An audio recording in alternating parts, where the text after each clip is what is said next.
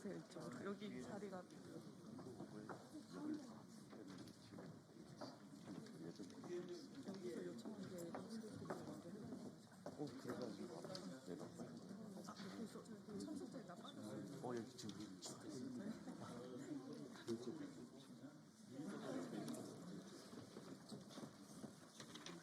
여기 둘째 단 한 단.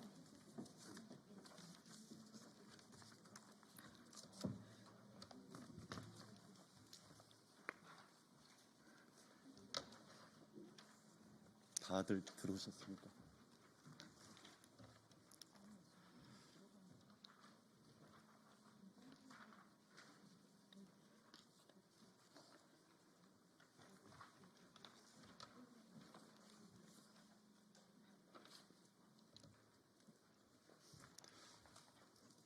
기자회견 시작하도록 하겠습니다. 안녕하십니까. 사회민주당 당대표 국회의원 한창민입니다. 국회 생명안전포럼 책임연구위원을 맡고 있습니다. 작년 9월 30일 이 자리에서 사회적 참사 예방 및 안전사회 건설을 위한 가습기 살균제 사건과 4.16 세월호 참사 특별조사위원회 권고이행 촉구 및 생명안전기본법 제정 결의안의 발의 기자회견을 한 바 있습니다. 총 110명의 의원들이 함께해 주셨고 다시는 참사를 반복해서는 안 된다는 결의로 발의에 동참해 주셨습니다. 그 후로 많은 관계자분들이 현장에서, 시민사회에서, 그리고 국회에서 이 법을 만들기 위해서 노력해 주셨습니다. 이처럼 이번에 발의하는 생명안전기본법은 재난과 산재로부터 국민의 생명과 안전을 보호하기 위한 모두의 염원이 담겨 있습니다. 참사와 재난으로 삶이 멈춘 피해자 유가족의 피눈물이 담겨 있고 그 상처와 고통에 공감하며 함께 아파한 국민들의 눈물과 의지와 열망이 담겨 있습니다. 오늘 기자회견 또한 마찬가지입니다. 그 뜻을 모아서 발의해 주신 의원님들과 유가족 그리고 시민단체 대표들께서 이 기자회견에 동참해 주셨습니다. 오늘 함께 하신 유가족과 의원님들을 소개하겠습니다. 먼저 가족들 소개해 드리겠습니다. 김종기 4.16 세월호 참사 가족협의회 운영위원장 참석해 주셨습니다. 한흥덕 4.16 세월호 참사 가족협의회 단원고 2학년 3반 유가족 대표 함께해 주셨습니다. 윤옥희 4.16 세월호 참사 가족협의회 단원고 2학년 4반 유가족 대표 함께해 주셨습니다. 조순미 가습기 살균제 참사 피해자 연대 대표께서 함께해 주셨습니다. 이정민 12구 이태원 참사 유가족협의회 운영위원장님도 함께해 주셨습니다. 김정태 코로나19 방역산재 피해자 노동자 함께해 주셨습니다. 이영문 스텔라 데이지오 침몰 참사 대책위원회 미수습자 허재영 어머님께서도 참석해 주셨습니다. 이용관 산재 피해자 가족 네트워크 다시는에 참여하고 계시는 우리 산재 피해자 고 이한비 PD 아버님께서도 함께해 주셨습니다. 그리고 올해가 올해 6월 29일이면 삼풍백화점 붕괴 참사 30주년입니다. 특별히 정문자 삼풍백화점 붕괴 참사 유가족회 감사님께서도 함께해 주셨습니다. 다음으로 의원님들 소개시켜드리겠습니다. 박주민 국회 생명안전포럼 공동대표 의원 참석해 주셨습니다. 용해인 국회 생명안전포럼 공동대표 의원 참석해 주셨습니다. 김남희 연구책임위원은 함께해 주셨습니다. 남인순 국회의원님께서도 함께해 주셨습니다. 이용성 국회의원 참석해 주셨습니다.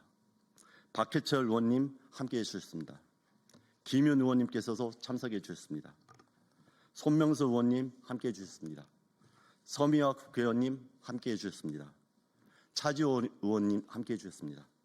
전종덕 의원님도 함께해 주셨습니다. 오늘 기자회견은 먼저 대표 발의자와 유가족의 발언을 듣고 기자회견문을 함께 낭독하는 걸로 진행하겠습니다.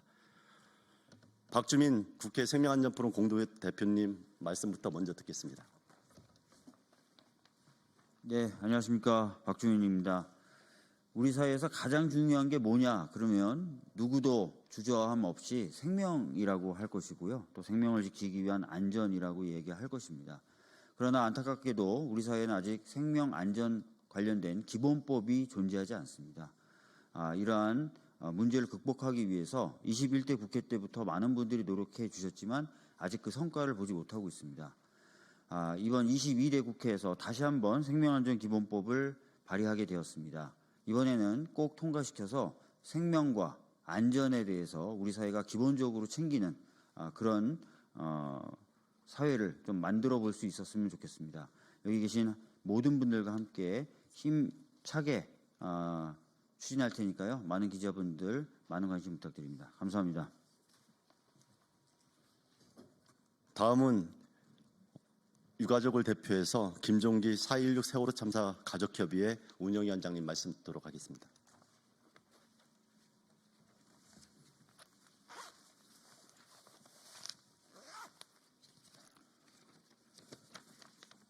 반갑습니다.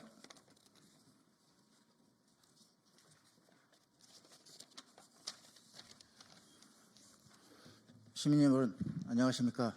사단법인 4.16 세월호 참사 진상규명 및 안전사회 건설을 위한 피해자 가족협의회 운영위원장 단원고 2학년 1반 수진아빠 김종기입니다. 오늘 이 자리에 선 이유는 대통령이 위헌 위법한 불법 기상병음으로 국민에게 촛불을 겨누는 내랄 행위를 저지를 온 나라가 혼란스러운 이 시국뿐만 아니라 국민의 안전할 권리가 더욱 절실한 현실에서 생명안전 기본법 발의와 관련해서 시민 여러분께 한 말씀 드리고자 합니다. 11년 전 세월호 참사 당시 그동안 살아오면서 내가 알고 있었던, 믿었던 국민의 생명과 안전을 지켜주는 국가는 없었습니다. 250명 우리 아이들 포함한 304명의 국민이 침몰하는 세월호 안에서 살려달라고 신멍이 든 손으로 창문을 두드릴 때 국가는 지휘체계도 엉망이었고 제대된 구조 계획도 없이 그저 우왕좌왕할 뿐 국민의 소중한 생명을 구하는 국가는 그 어디에도 없었습니다. 어쩌고 있는 참사로 가족을 잃은 우리 세월호 가족들이 결심한 것은 그동안 대한민국에서 끊임없이 반복된 참사의 악순환을 끊는 방법이 바로 세월호 참사를 계기로 성역 없이 진상규명을 하고 관련 책임자들에게 엄중한 책임을 물어 참사가 반복되지 않는 재발방지 대책을 세우는 것이었습니다. 그것은 우리 가족들과 시민들이 한 몫으로 외쳤던 세월호 참사 이전과 이후는 바뀌어야 된다는 시대적 요구였습니다.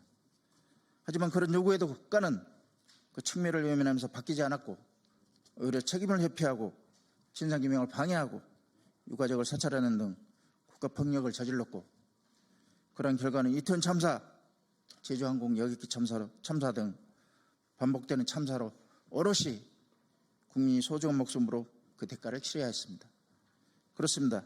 이렇게 국민의 삶이 불안한 사회, 생명과 안전이 보장되지 않는 안전하지 못한 사회에서 사람의 생명과 안전에 관한 안전할 권리를 명시하고 국가와 지자체 등 공무원의 책무를 명확히 해서 생명안전 정책 추진의 기본 사항과 안전사고 예방 및 대응에 관련한 기본법을 만들어야 된다는 당위성과 절실함에서 발의된 법이 바로 생명안전기본법입니다. 바로 우리의 생명과 안전을 지켜줄 최소한의 생명법인 것입니다. 국가를 이루는 근간 중 가장 중요한 것은 국민입니다. 국가를 믿고 국민의 의무를 성실히 이행하고 살아가는 국민을 위해 국가는 가장 중요한 최우선 정책 과제로 국민의 생명과 안전을 지키는 책무를 다해야 합니다. 그래서 재난 참사로부터 안전할 가장 기본적인 생명과 안전에 관한 국민의 요구를 국가는 책무로서 반드시 이행해야 한다는 것을 국민의 한 사람으로서 참사 유가족으로서 분명하게 요구하는 바입니다.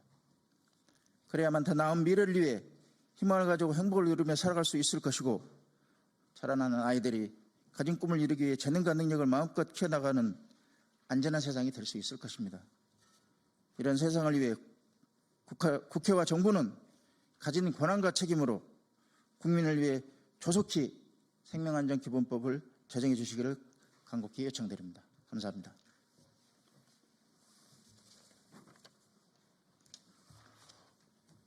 산재 관련해서는 중대재해 없는 세상 만들기 운동본부 이용관 공동대표께서 말씀해 주시겠습니다.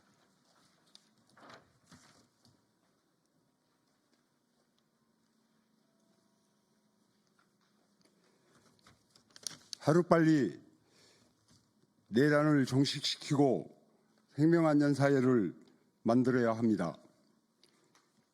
12.3 계엄 이후 내란 수괴와 내란범, 내란 동조 세력이 온 국민을 고통과 나락으로 빠뜨리고 있습니다. 아직도 내란범들은 준동을 멈추지 않고 있습니다. 지난 100여일 동안 저희 재난참사, 산재참사 피해자와 유가족들은 고통과 불면의 밤을 지새우며 광장에서 절규하고 있었습니다.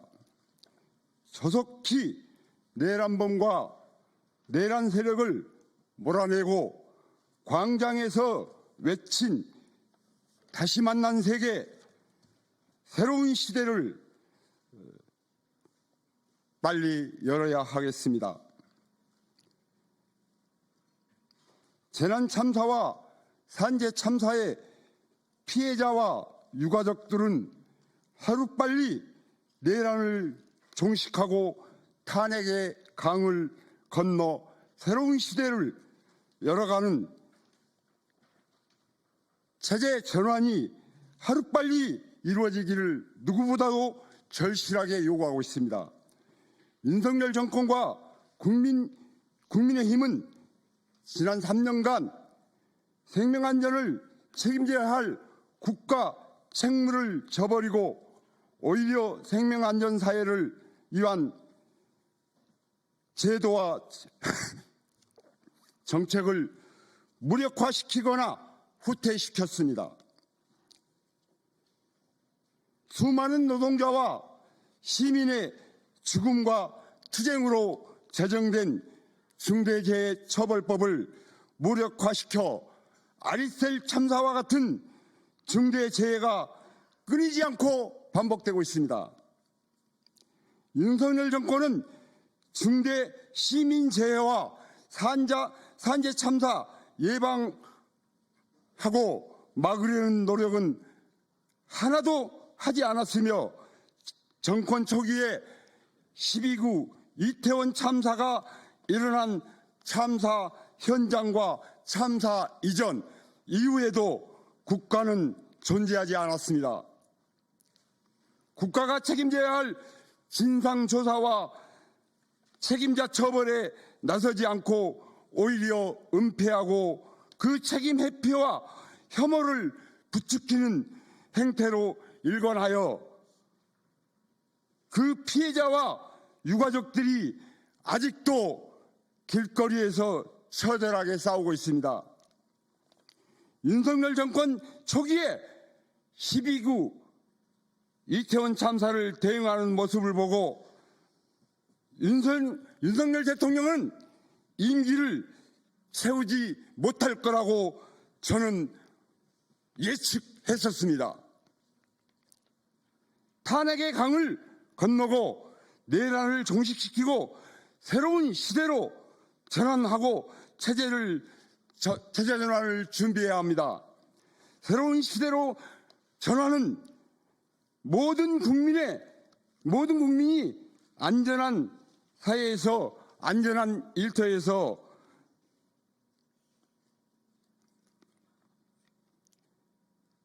생명안전권이 보장되는 사회로 전환되는 것으로부터 출발해야 합니다. 그 첫걸음이 생명안전기본법 제정입니다. 생명안전기본법 제정을 필두로 생명안전 관련 법안들이 정비되어야 합니다. 야당과 시민사회는 지금부터 생명안전기본법 제정과 생명안전 관련 법안들 정비를 위해 준비해야 합니다. 오늘 생명안전기본법이 발의가 그 첫 출발입니다. 생명안전기본법을 제정하고 국가와 기업이 국민의 생명안전과 생명안전에 온전한 책임을 지게 해야 합니다.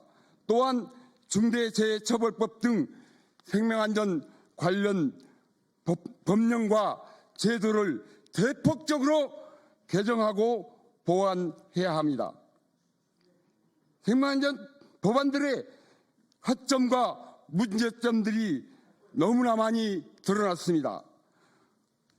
국가와 지방자치단체가 책임지지 않고 법망을 빠져나가거나 무력화시키지 못하게 법을 강화하고 보완해야 합니다. 중대재해처벌법은 중대시민재해인 이태원 참사마저 중대재해처벌법의 대상에서 빠진 엄청난 오류가 발생했습니다. 반드시 보완해야 합니다. 기업은 여전히 중대재해와 참사를 일으키고도 법망을 빠져나갈 궁리를 하지 못하도록 하고 관리와 감독을 해야 할 국가는 오히려 기업 편에서 기업의 뒷배 역할을 하지 못하도록 법안을 정비해야 합니다. 갈 길이 멀지만 생명안전기본법에서 시작하여 관련 법안 정비를 차근차근 준비해 나갑시다. 국회가 앞장서고 저희 시민사회와 피해자와 유가족을 함께 하겠습니다. 감사합니다. 유가족들과 의원님들께서 함께 해주셨는데요. 똑같은 마음이라고 생각합니다. 마지막으로 기자회견문은 용해인 생명안전포럼 공동대표님과 김남희 책임연구위원님께서 함께 낭독해 주시겠습니다.